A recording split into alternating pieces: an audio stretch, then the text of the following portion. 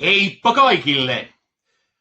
Vuosien saatossa, tai voidaan kai sanoa paremminkin vuosikymmenten saatossa, niin allekirjoittaneelta on monta kertaa kysytty, että mikä oli se mun ihan ensimmäinen imitointihahmo, mistä kaikki niin sanotusti lähti liikkeelle, ja ajattelin sen teille tässä nyt ihan hetken kuluttua paljastaa, ja tästä se lähtee ihan kohta näin, että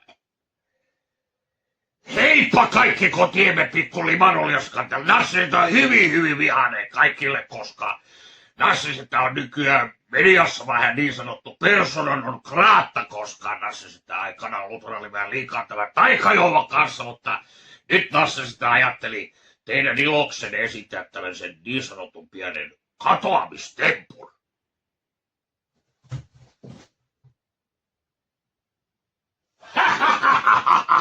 Nassiseta on hyvin vihainen ja Nassiseta poistunut, koska Nassiseta ei jaksa jauhaa ollenkaan enempää. Nassiseta on parempaakin tekemistä.